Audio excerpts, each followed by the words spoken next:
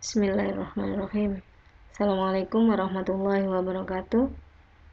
Kali ini kita lanjutkan materi perkuliahan kita walaupun terpisah dengan jarak.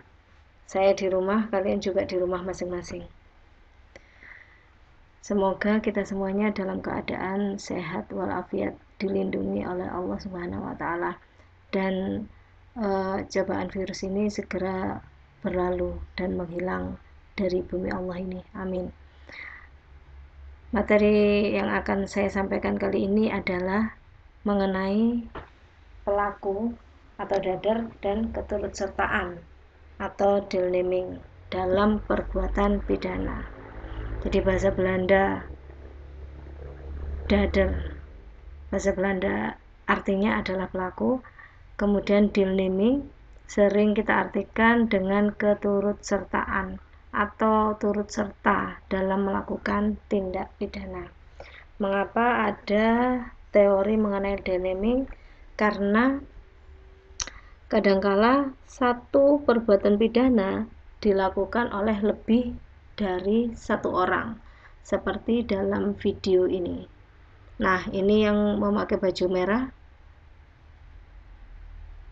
diserang oleh 3 orang. Nah, ini misalkan ini A, B, dan C. Mereka bersama-sama menyerang D. Oke. Dan yang sulit adalah bahwa masing-masing pelaku bisa jadi mempunyai peran masing-masing dan tidak semuanya memenuhi semua unsur tindak pidana. Pada waktu yang lalu kita sudah bicara mengenai unsur tindak pidana, yaitu harus adanya actus reus. Nah, actus reus ini sudah ditentukan dan sudah diatur di dalam KUHP.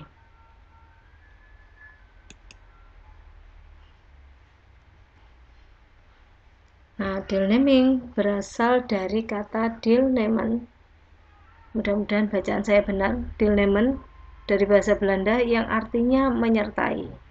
Sehingga deelneming diartikan penyertaan atau turut serta juga bisa, turut serta atau keturutsertaan. Beberapa buku mengatakan keturutsertaan. Jadi deelneming diartikan keturutsertaan dalam melakukan tindak pidana. Kemudian suatu delik yang dilakukan lebih dari satu orang yang dapat dipertanggungjawabkan. Ini maksudnya bahwa masing-masing orang yang melakukan tindak pidana itu dapat atau harus mempertanggungjawabkan perbuatan pidananya. Kemudian terkait dengan pertanggungjawaban.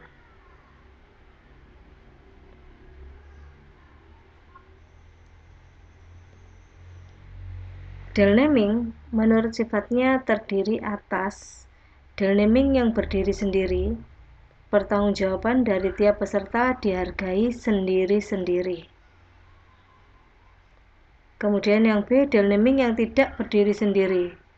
Pertanggungjawaban dari peserta yang satu digantungkan pada perbuatan peserta yang lain. Nah, untuk yang A ini, deelneming yang berdiri sendiri ini, maksudnya adalah keturutsertaan.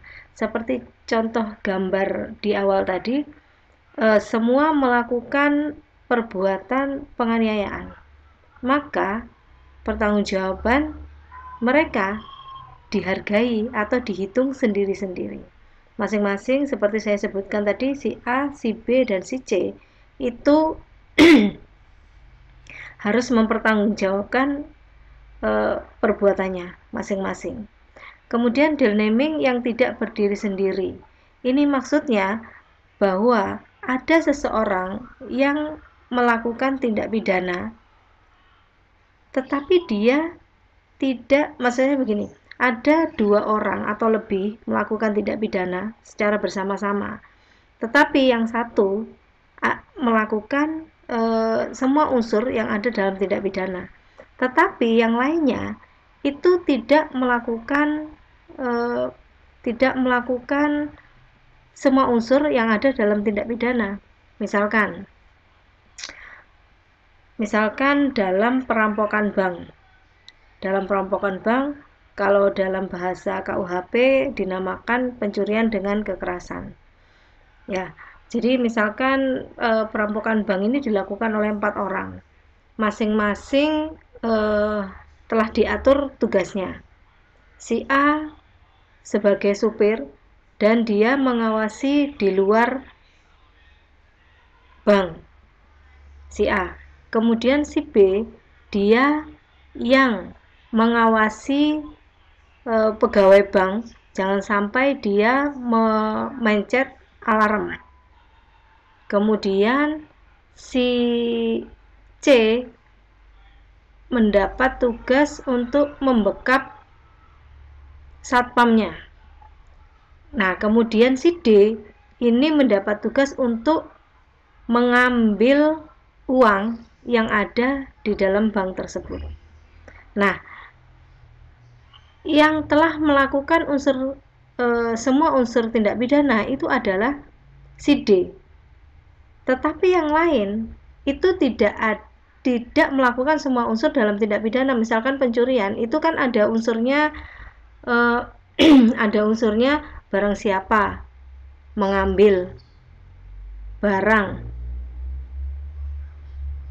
baik milik sendiri, barang siapa mengambil barang baik sebagian atau seluruhnya milik orang lain. Nah, di sana ada unsur mengambil. Nah, si A, si B, dan si C itu kan tidak melakukan tindakan mengambil barang, tetapi si D itu melakukan tindakan mengambil barang. Maka yang memenuhi unsur sebenarnya adalah si D. Tetapi apabila si A, si B, dan si C ini tidak melakukan peran mereka, maka tindakan pencurian ini tidak akan terlaksana. Nah, disitulah pentingnya deal naming.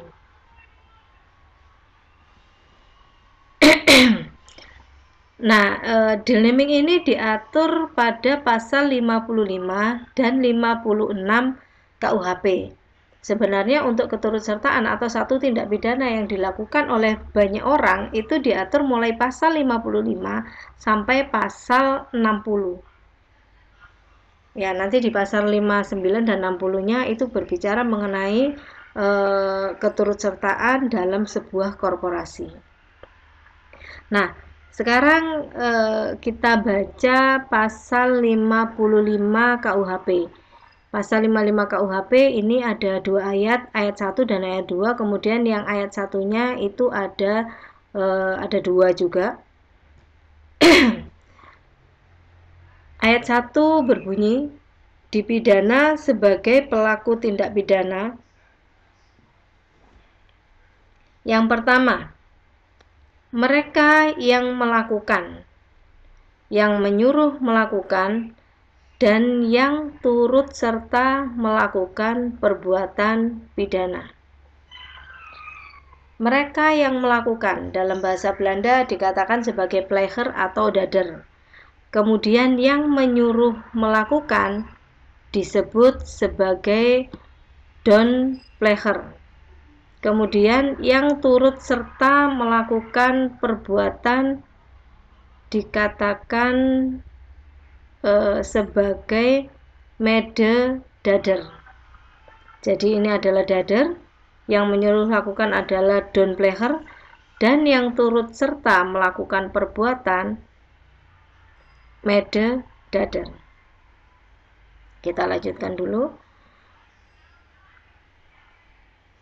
Nah, yang kedua, mereka yang dengan memberi atau menjanjikan sesuatu dengan menyalahgunakan kekuasaan atau martabat dengan kekerasan, ancaman, atau penyesatan, atau dengan memberi kesempatan, sarana atau keterangan, sengaja menganjurkan orang lain supaya melakukan perbuatan. Dalam ilmu hukum pidana, ini yang dinamakan sebagai witloken. Pelakunya dikatakan sebagai witloker. Nah, maka ayat 1 ini dapat kita simpulkan yang disamakan dengan pelaku tindak pidana itu ada 4. Yang pertama adalah, kita kembali lagi, yang pertama adalah mereka yang melakukan atau dader, kemudian mereka yang menyuruh melakukan atau downplayer, yang turut serta melakukan perbuatan atau yang kita sebut mededader, dan yang terakhir adalah mereka yang menganjurkan orang lain supaya melakukan perbuatan pidana, kita sebut sebagai witlocker.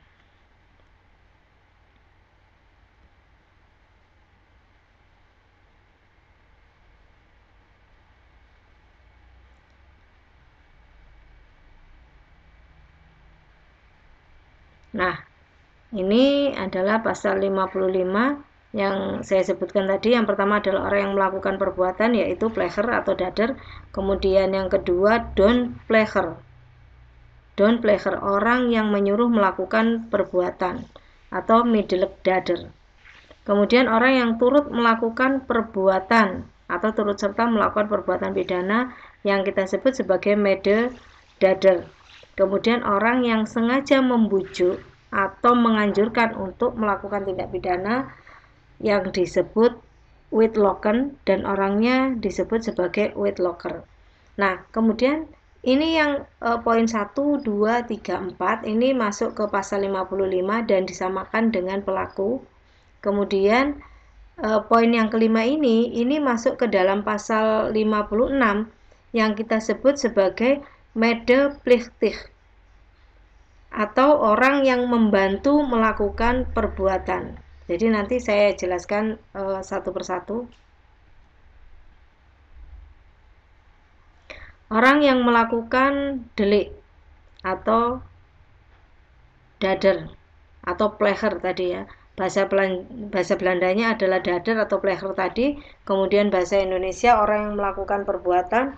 Bahasa Inggris adalah doer. Jadi orang yang melakukan. Pelaku atau dader atau doer adalah orang yang memenuhi semua unsur delik sebagaimana dirumuskan oleh undang-undang, baik unsur subjektif maupun unsur objektif. Pada waktu yang lalu kita juga sudah membicarakan mengenai unsur subjektif yang ada dalam tindak pidana. Unsur objektifnya adalah berhubungan dengan kesalahan ya, berhubungan dengan kesalahan. Kesalahan itu berarti ada kesengajaan dan kemudian ada kelalaian, kemudian ada percobaan. Dan unsur objektifnya adalah bahwa perbuatan ini diatur atau memenuhi syarat-syarat yang sudah ditentukan di dalam peraturan perundang-undangan. Misalkan pembunuhan barang siapa dengan sengaja, pasal 338 ya. Barang siapa dengan sengaja menghilangkan nyawa orang lain, diancam karena pembunuhan dan dipidana dengan pidana penjara selama-lamanya 15 tahun. Nah, yang ada dalam pasal tersebut adalah barang siapa, artinya ada seseorang yang melakukan itu, barang siapa dengan sengaja. Nah, unsur subjektifnya di sini adalah dengan sengaja. Ada kesengajaan untuk melakukan perbuatan itu. Barang siapa menunjuk adanya seseorang, kemudian dengan sengaja adalah unsur subjektifnya menghilangkan nyawa orang lain. Ini berarti unsur objektifnya bahwa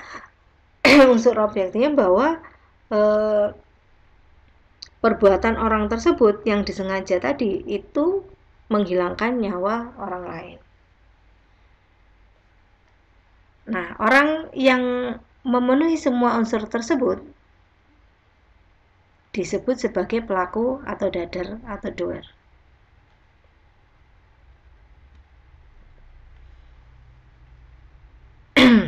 Dalam pengertian luas adalah dimuat dalam MVT. MVT adalah Memory Verpflichting, pembentukan pasal 55 KUHP yang antara lain mengutarakan yang harus dipandang sebagai dader itu bukan saja mereka yang telah menggerakkan orang lain untuk melakukan delik, melainkan juga mereka yang telah menyuruh melakukan, dan mereka yang turut melakukan. Nah, ini kembali ke pasal 55 tadi. Kembali ke pasal 55 tadi, yang disamakan dengan pelaku adalah, jadi ini yang harus dipandang sebagai dadar itu bukan saja mereka yang telah menggerakkan orang lain, bukan saja menggerakkan orang lain untuk melakukan delik, melainkan juga mereka yang telah menyuruh melakukan dan mereka yang turut melakukan. Jadi yang menggerakkan ini maksudnya masuk ke Whittaker tadi, yang menggerakkan, yang membujuk atau yang menganjurkan seseorang untuk melakukan tindak pidana, ya. Jadi yang harus dipandang sebagai dadar, yang dipandang sebagai pelaku, artinya tadi sudah saya katakan, yang disamakan dengan pelaku adalah, yang disamakan dengan pelaku atau yang disamakan dengan dadar itu adalah mereka yang menggerakkan orang lain untuk melakukan delik. Menggerakkan artinya menganjurkan, menyarankan, ya, menggerakkan untuk melakukan delik. Terus kemudian mereka yang telah menyuruh melakukan atau downplayer tadi, dan mereka yang turut melakukan atau mededadar. Secara umum para pakar berpendapat bahwa pelaku adalah orang yang memenuhi semua unsur dari perumusan delik, tetapi ternyata tidak demikian. Orang yang menyuruh melakukan atau downplayer, tadi kita sudah bicara mengenai dadar, siapa dadar itu, kemudian siapa orang yang disamakan dengan dadar tersebut. Nah, sekarang adalah orang yang menyuruh melakukan. Yang pertama tadi ada dadar atau pelaku itu sendiri, kemudian yang ini orang yang menyuruh melakukan atau downplayer. Ajaran ini disebut middellijk daderschap. Middellijk daderschap diartikan sebagai dadar tidak langsung. Artinya dia pelaku tetapi tidak langsung. Artinya seseorang berkehendak untuk melakukan suatu delik, tetapi dia tidak melakukan sendiri, tetapi menyuruh orang lain yang tidak dapat dipertanggungjawabkan. Nah, ini harus digarisbawah bahwa dalam downplayer ini yang disuruh adalah seseorang yang tidak dapat dipertanggungjawabkan. Dalam ilmu hukum, si pelaku semacam ini dinamakan manus ministra atau tangan yang dikuasai, dan si penyuruh dinamakan manus domina atau tangan yang menguasai. Ya, siapa sih orang-orang yang tidak dapat dipertanggungjawabkan, yang tidak dapat mempertanggungjawabkan perbuatannya? Adalah anak kecil, misalkan anak di bawah umur, terus kemudian orang gila. Orang gila juga tidak dapat mempertanggungjawabkan perbuatannya. Nah, dalam downplayer ini yang bisa dikenakan pidana yaitu yang dinamakan manus domina, tangan yang menguasai, artinya orang yang menyuruh.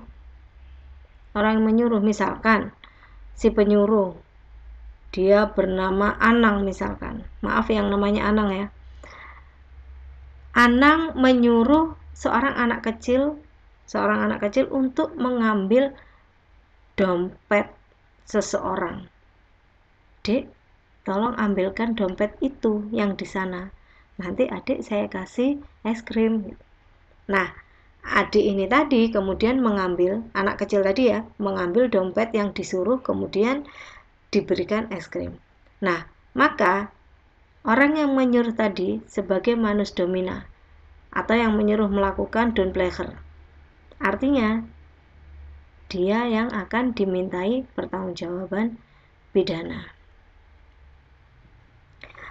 Atau bisa jadi ada seorang yang bernama Petro.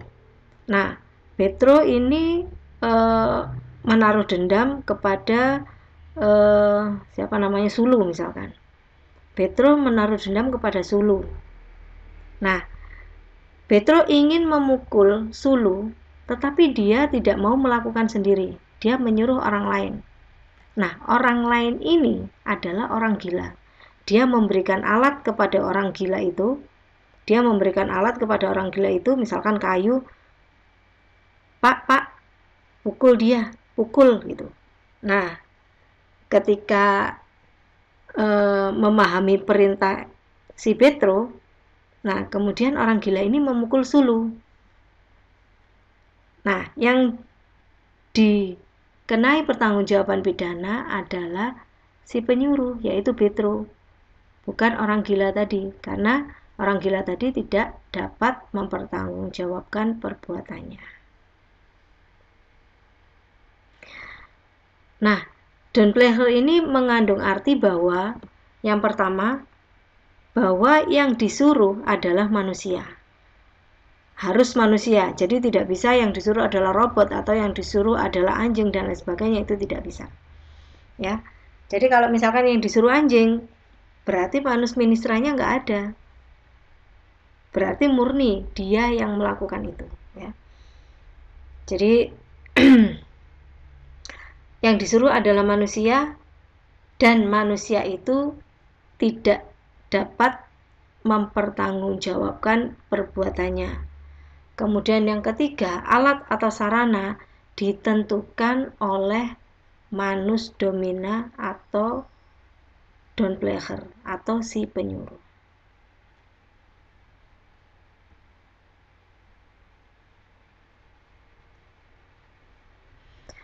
Manus ministra oleh peraturan perundang-undangan tidak dapat dihukum. Nah, ini tadi yang sudah saya jelaskan. Misalnya karena hal-hal yang tercantum dalam pasal 44 KUHP. Jurisprudensi Mahkamah Agung yang dimuat dalam putusan nomor 137K KR 1956 tanggal 1 bulan 12 tahun 1956 antara lain memuat makna dari menyuruh melakukan atau Don Pleasure suatu tindakan pidana sebagaimana dimaksud oleh pasal 55 ayat 1 sub 1 KUHP. Syaratnya menurut ilmu hukum pidana adalah bahwa orang yang disuruh itu tidak dapat dipertanggungjawabkan terhadap perbuatannya dan oleh karena itu tidak dapat dihukum. Nah, ini jelas ya.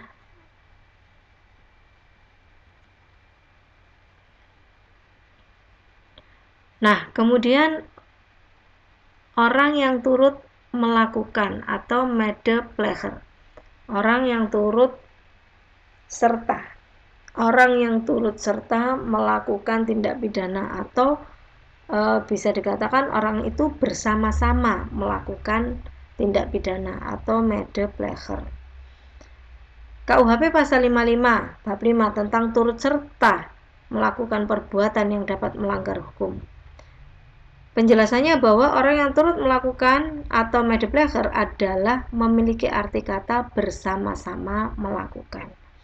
Dalam perbuatan ini setidaknya harus ada 2 orang. Jadi minimal 2 orang. Yang pertama orang yang melakukan dan orang yang turut melakukan atau yang turut serta melakukan peristiwa pidana itu atau perbuatan pidana itu ya.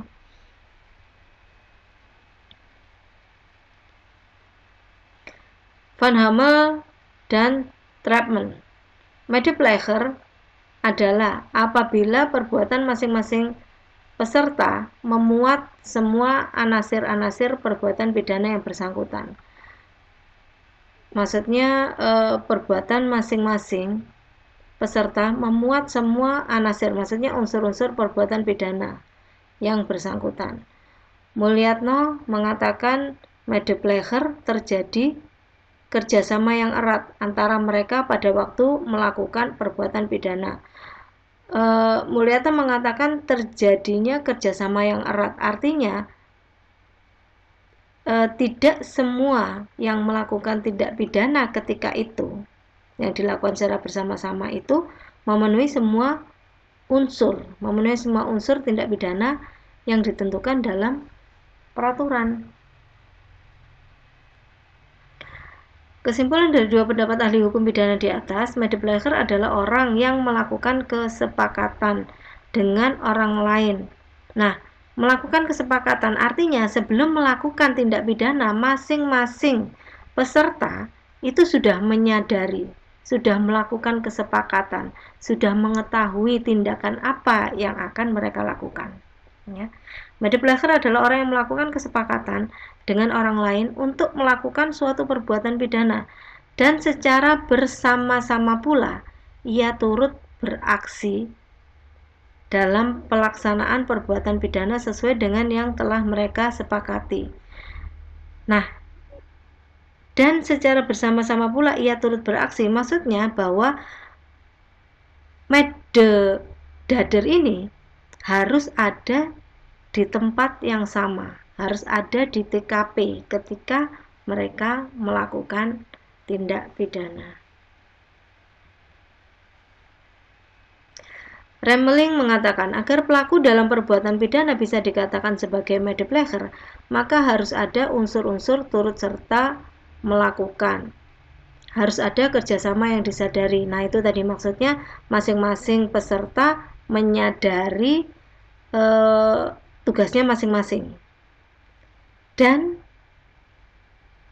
masing-masing peserta sudah sepakat dan sudah mengetahui apa yang akan mereka lakukan. Ya, ini seperti yang sudah kita bicarakan,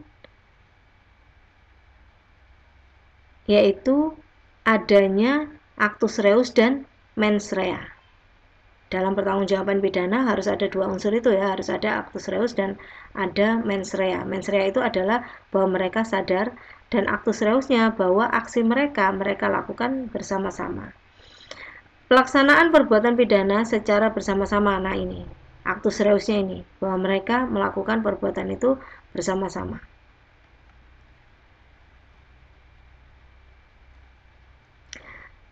Tiga ciri penting yang membedakan medepleger dengan bentuk penyertaan yang lain. 1.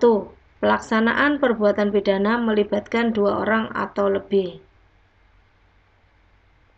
Semua orang yang terlibat benar-benar melakukan kerjasama secara fisik atau saling membantu dalam pelaksanaan perbuatan pidana yang terjadi. Nah, ini saya bisa memberi contoh begini. Misalkan si A dan si B. Jadi si A dan si B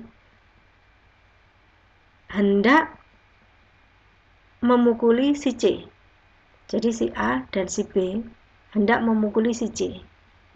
Nah, si A memegangi tangannya si C. Si A memegangi tangannya si C, kemudian si B memukuli perutnya si C. Ya, ini sebagai contoh. Sebagai contoh bahwa ada kerjasama secara fisik. Karena misalkan tadi si A tidak memegang tangannya si C, maka bisa jadi si B tidak bisa memukuli si C. Karena si C akan melawan. Bisa jadi justru si B akan kalah dengan si C. Nah, yang kedua, terjadinya kerjasama fisik bukan karena kebetulan, tetapi memang telah merupakan kesepakatan yang telah direncanakan bersama sebelumnya. Nah, ini bisa kita contohkan kembali. Misalkan tadi si A, misalkan tadi si B ya. Jadi yang memukuli si C tadi si B. Si B memukuli si C. Nah, kemudian si A tadinya tidak ada di TKP. Tetapi kemudian dia melihat, loh, kok si C dipukuli. Nah, itu. Si C dipukuli. Nah, kebetulan si A juga memendam dendam kepada si C. Nah, akhirnya dia memegangi tangannya si C. Akhirnya si B justru malah leluasa untuk memukuli si C, begitu ya. Nah, dari kasus yang saya ceritakan kedua, itu tidak bisa dikatakan bahwa si A merupakan medepleger. Tetapi pembantuan, nah ini yang akan kita bicarakan nanti, adalah pembantuan atau medeplichtig, bukan medepleger. Karena kerjasamanya tidak dilakukan atau tidak disadari sejak awal. Jadi si A tidak tahu bahwa ada rencana atau ada kejadian si B memukuli si C.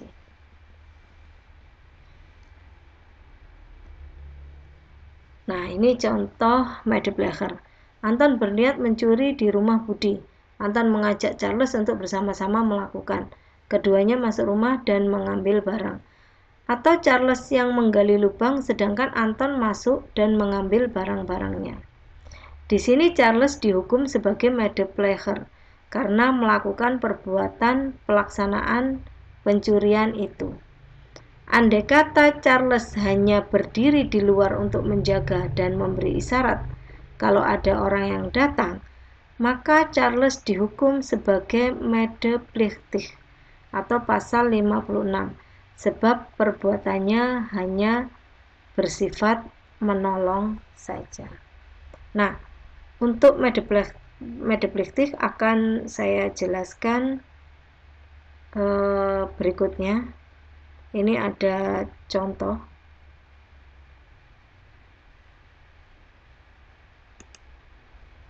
Nah, ini ada contoh kasus yang baru ini. Kasus yang baru Februari kemarin. Ini pembunuhan oleh tersangka Aulia Kesuma. Terdakwa Aulia Kesuma dan Giovanni Calvin. Jadi Giovanni Calvin ini adalah anak dari Aulia Kesuma. Jadi singkatnya ceritanya adalah Aulia Kesuma ini terlilit hutang bank. Kemudian dia berniat untuk membunuh suaminya. Jadi ini merupakan pembunuhan berencana, direncanakan bersama dengan Giovanni Calvin. Jadi Giovanni Calvin ini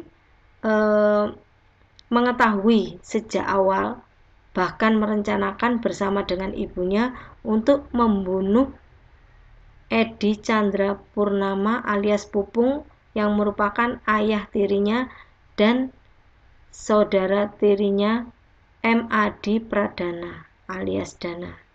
Jadi Giovanni usia 24, Dana usia 23. Kemudian Sadili yang merupakan suami dari Aulia Kesuma adalah berusia 54 tahun.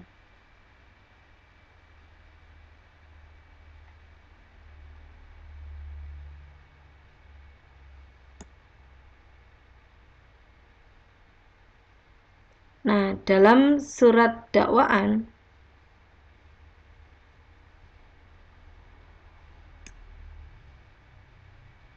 ini cara pembunuhannya adalah yang pertama diracun menggunakan obat tidur dosis yang sangat tinggi, kemudian dibakar di satu tempat.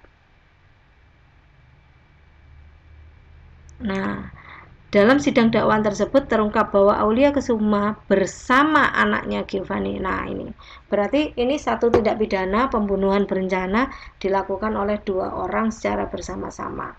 Berarti anaknya ini dikatakan sebagai turut serta melakukan tindak pidana atau mededader. Nah, ada satu contoh lagi.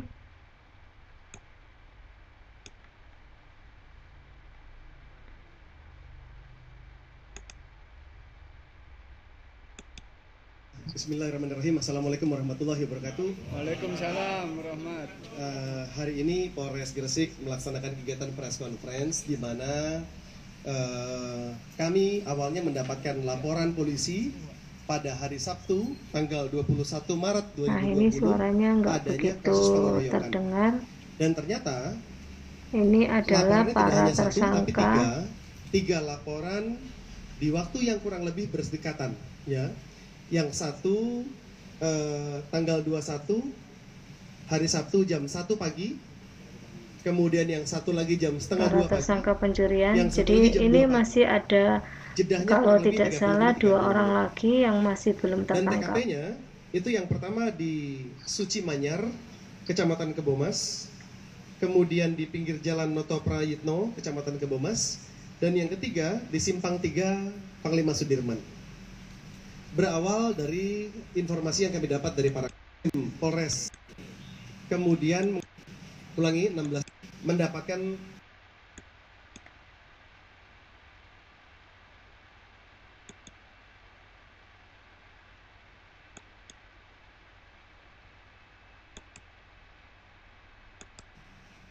dan TKP-nya itu yang pertama di Suci Manyar, Kecamatan Kebomas, kemudian di pinggir jalan Noto Prayitno, Kecamatan Kebomas, dan yang ketiga di Simpang 3, Panglima Sudirman.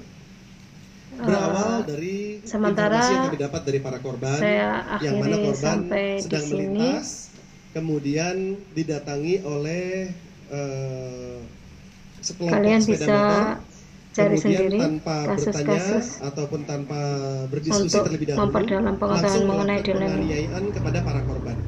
Ada yang dipukul, ada yang ditendang, ada yang dipukul pakai celurit, apabila ada pertanyaan kalian bisa sampaikan dan lain-lain. Dari kejadian itu, dari Reskrim Polres Gresik gabungan dengan Polsek kita melakukan kegiatan penyelidikan dan langsung didapatkan pakai rekod satu atau tersangka, melalui tulisan dipersilakan. Kemudian mengembang ke tersangka lainnya hingga kami bisa mendapatkan 3 tersangka. Untuk mediplastik akan saya dari sampaikan di ini, yang pertama video yang lain karena durasinya terlalu lama. Ini nanti saya save ke Google Drive, jadi kalian bisa mendownload sendiri. 19 tahun. Sewaktu-waktu kalian mau 17 tahun. Ulangi 16 tahun. Mendengarkan kembali kalian dan bisa dari situ kita masih mendapatkan membuka atau mengunduh Google Drive tersebut. Saya akhiri. Assalamualaikum warahmatullahi wabarakatuh.